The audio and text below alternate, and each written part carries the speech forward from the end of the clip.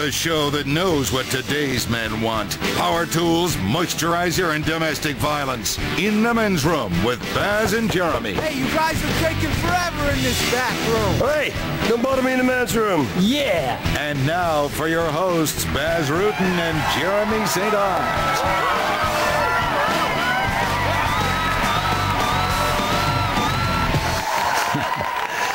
All right, hi everybody, my name is Baz Rutten. And welcome to the men's room. Yeah, let's kick it up. And that's exactly what I'm going to do. Let's do this. Listen, the ratings are coming in, and people come to me and they say, Baz, how is this show on the air? And I say, this is a reality show. Yes. Two men in the bathroom talking. That's reality. That's where we can be ourselves. Talk about women, talk about love, and talk about snipping the vertebrae in a man's spine. How about going to the phones? How about going to the phones? I know it's time to go to the phone. Hey, let's go to the phones. So, who's on line 8? Hello? Who's there? I am watching you. Who is this? I know where you live. I'm watching you. I'm in your house. I'm sorry, sir, creepy guy, but I'm going to break your leg. Please attack me, and I will please return the favor. I'm going to rip off your arm, and I'm going to beat you with the red hand. Bang!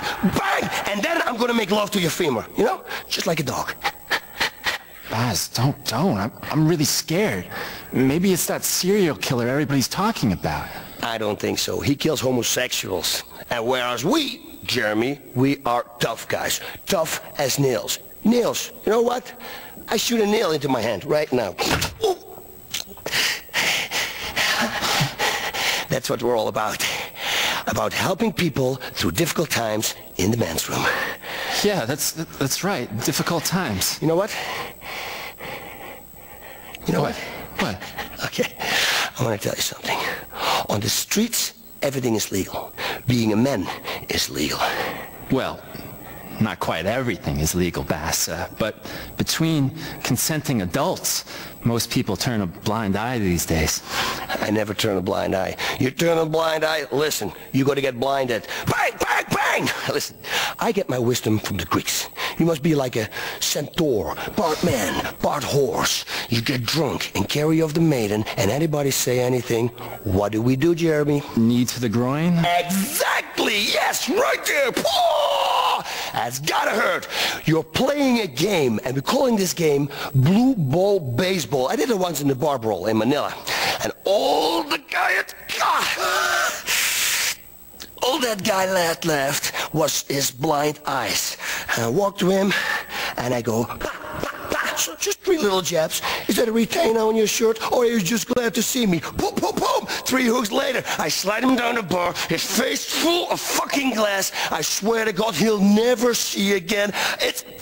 I do a shot, I play some pinball, and then, just for good measure, an elbow to the face, just like that. Yeah. Well, you know what I don't turn a blind eye to?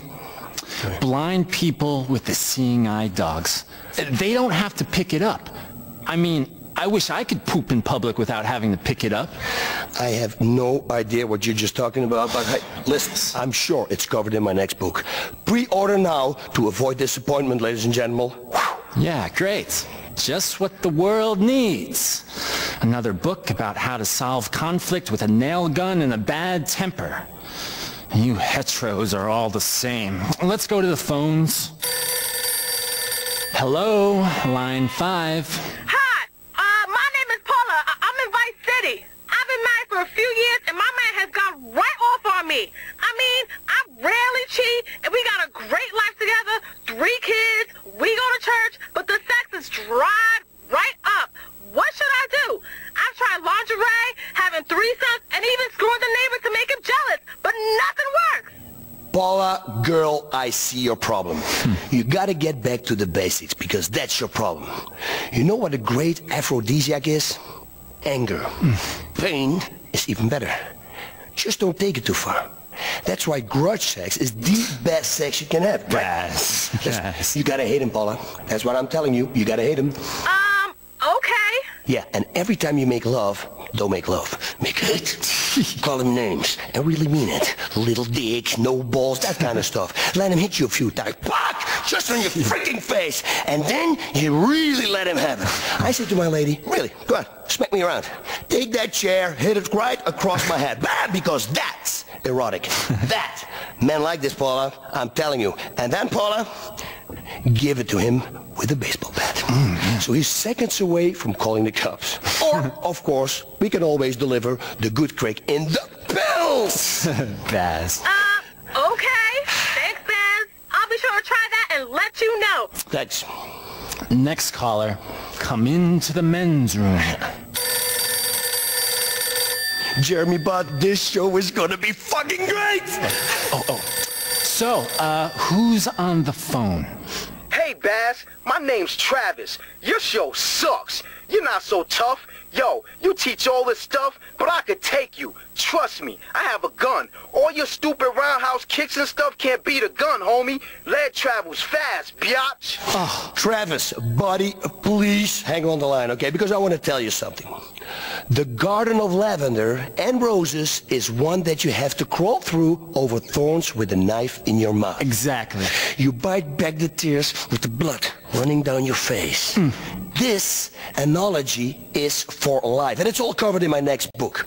Crawling through the Garden of Lavender and Roses over thorn with a knife in your mouth and slightly aroused. Yes. Listen, I teach you, Travis. You live in Liberty City, right, Tudor? Yeah, but how do you know that? Well, let me tell you this, pretty soon, in about 5 minutes, you will hear a knock on your door, and 3 guys will be there. The first rule of violence is, don't always commit the crime yourself. Now, if you are choking on the sheriff and waiting for the posse to come, or making the Cyclops cry, it's no matter, because sometimes we all have to wait in the dark. Discipline. I tell it to Jeremy all the time. Discipline. It's discipline. Don't let the images, Jeremy, of your stepfather hound you. Don't let him. Don't tell him about No. You're a stepdad. man. It's okay. It's okay. What happened is in the past. You're still a man. Okay. Don't worry. You are alone. Alone with your heartbeat. Life quickly spirals out of control, Jerry. I mean, come on. One day, you look in the mirror, and then suddenly, you just punch it. Fuck! And at that moment, you look at yourself in the mirror, and you see the broken reflection, and you feel empty inside. Baz,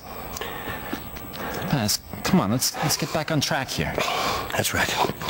When you fight the game of your life, punch your opponent in the liver, and that is right there. That's the liver. You have to have the wings of an eagle, the body of a lion, and the tail of a howler monkey. People say, hey, listen, I don't want to study martial arts.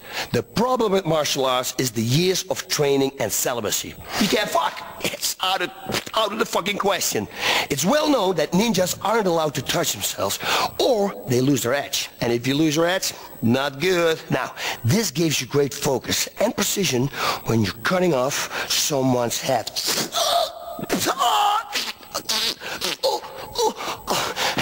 My method is I teach you how to feel this anger. Obliterate your opponent and ruin his chances at reproduction. And you know what? You're gonna get the girl in the end. It's a great story. You know what else is a great story, Jeremy? Well, I really like Little Red Riding Hood. World War II is a great story. Vietnam, the Falkland Islands, Australia. Men with bare hands taking care of business, setting people on fire. Burning their faces. That's all the time we have for this time. This has been Bass and Jeremy in the men's room. Join us next time in the men's room. Only sissies wash their hands.